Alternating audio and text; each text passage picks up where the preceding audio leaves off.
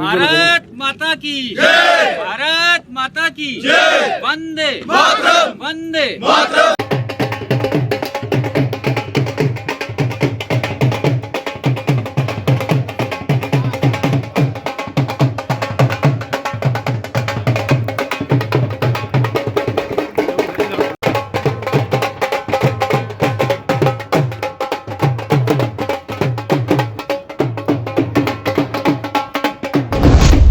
रुड़की के खिलाड़ियों ने बढ़ाया रुड़की का मान और सम्मान। इस वीडियो के बाद आप रुड़की के खिलाड़ियों पर गर्व करेंगे। जी हाँ, क्योंकि कुछ ऐसा ही कारनामा रुड़की के खिलाड़ियों ने कर दिखाया है।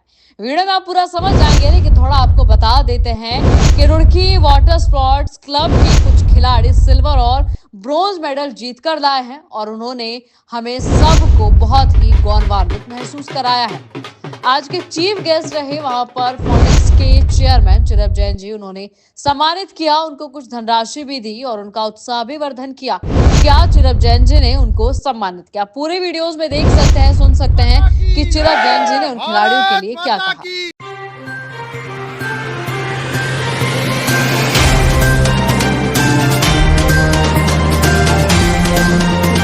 हेलो रुड़की, आप देख रहे हैं आप और मैं हूं आपके साथ मानसूर। इस वक्त मैं सोलानी पुल पर मौजूद हूं क्योंकि आप सबको पता चल गया होगा कि हमारे खिलाड़ियों ने कितना बड़ा काम करके दिखाया है। ये गौरवशाली काम उन्होंने करके दिखाया है। मैं आपको बता दूं कि पीछे आप अगर बैनर भी देख पा रहे होंगे तो रुड़की वाटर स्पोर्ट्स क्लब के जो खिलाड़ी थे उन्होंने अपना नाम बनाया और उन्हीं को सम्मानित करने के लिए चिरब जैन जी यहाँ पर आए थे। उनको कोच भी मेरे साथ है। चिरब जैन जी, सबसे पहले तो मुझे बताइए, जिन खिलाड़ियों ने गर्व कराया है अपने ऊपर, हम भी उनके ऊपर गर्व कर पा रहे हैं, वो सभी खिलाड़ी जो सिल्वर और ब्रॉन्ज मेडल लेकर आए, उनके लिए क्या कहना है? देखिए, सबसे पहले उन खिलाड़ियों को बहुत बहुत नमन, बहुत बहुत उनको बधाई कि उन्होंने पूरे विश्व में रुड़की का नाम रोशन किया है। इतनी कम फैसिलिटीज़ के अभाव में भी इतना अच्छा परीक्षण और फिलिप सर जैसे कोच की देखरेख में उन्होंने इतना अच्छा परफॉर्मेंस दिए, तो बहुत बहुत बधाई के पात्र हैं। और रुड़की वाटर स्पोर्ट्स क्लब की बहुत बहुत बधाई कि उनके यहाँ से ऐसे ऐसे अच्छे अच्छे खिलाड़ी निकल रहे हैं। फिलिप सर ने मुझे बताया कि बाहर से भी यहाँ पे लोग आ रहे हैं, अदर स्टेट से भी आ रहे हैं यहाँ कोचिंग के लिए। बिकॉज जिस हम सोनाई नदी पे आज खड़े हैं, जो सर ने मुझे बताया है कि जिस तरह से इस नदी का फ्लो है या इस नदी का जो भी अपना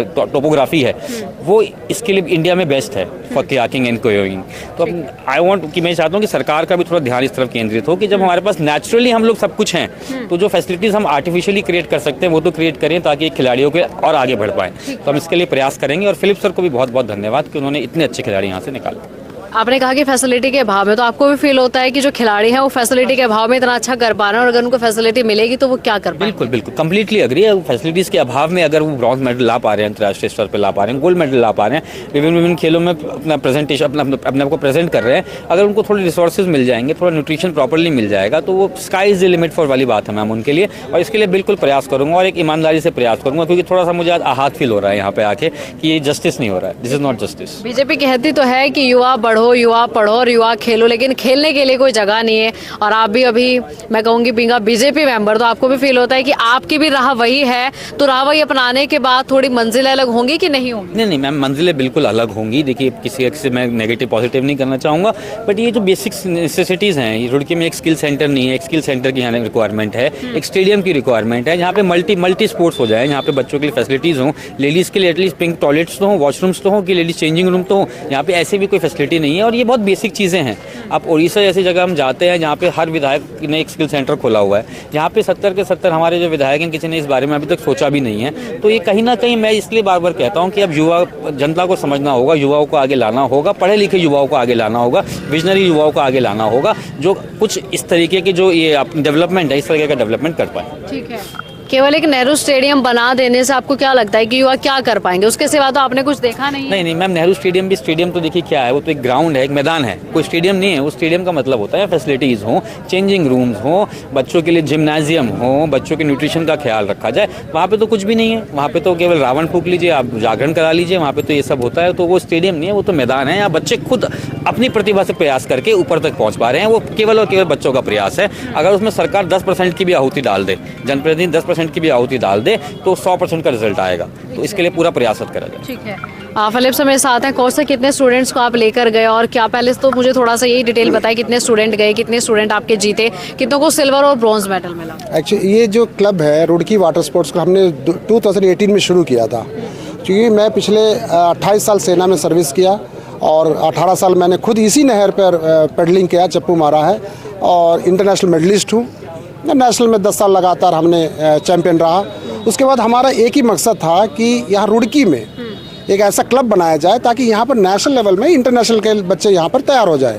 पहली बात। दूसरी बात यह है कि मैं और मेरे साथ एक आशीष श्रीवास्तव, कैप्टन आशीष श्रीवास्तव, हम दोनों मिलकर, हम दोनों आर्मी से रिटायर हैं और दोनों कोच रहे आर्मी के, हम इंडिया कोच रहे हैं दोनों। तो हम चाहते हैं कि हमारे बच्चे और नेशनल में ना सीमित हो कि इंटरनेशनल में जाए। उसके बाद जब से ये शुरू हुआ पिछले 5-6 साल में हमने देखा कि काफ़ी युवा यहाँ से, जैसे कि हम आपको पहले ही बता चुका है कि 9 लड़के यहाँ से यूपी पुलिस में भर्ती हुए हैं, 4 लड़के यहाँ से सीआरपीएफ में भर्ती हो गए, 3 लड़के यहाँ से बीएसएफ में चले गए हैं और अभी 1-2-3 बच्चे अभी यूपी की पुलिस की फिर से बड़ी है, उसमें हमारे लड़के 7-8 लड़के तैयार बैठे हैं और वो भी जरूर सिलेक्शन लेके अपना नौकरी पाएंगे। एक बच्चों को नौकरी के लिए भी जो युवा पीढ़ी है उनके लिए एक बहुत बढ़िया स्कोप है कि आप इसमें ले सकते हैं। अब आए मेडल के बारे में। हमारे पास में रुड़की क्या पूरे उत्तराखंड में एक यूनिवर्सिटी नहीं है जहाँ से हम इस लड़कों को पार्टिसिपेट या लड़कियों को पार्टिसिपेट करा सके।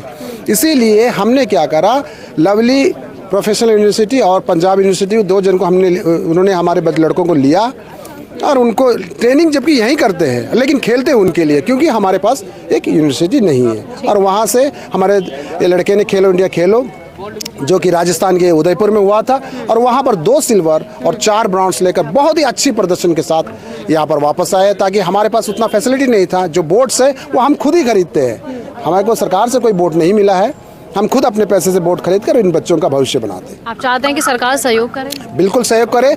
अगर हमें थोड़ा भी बोट्स के और सरकार की सहयोग मिल जाता तो हम यहाँ पर स्थिर नहीं रहेंगे, हम इससे भी बहुत आगे निकल के जाएंगे। ठीक है, thank you so much sir.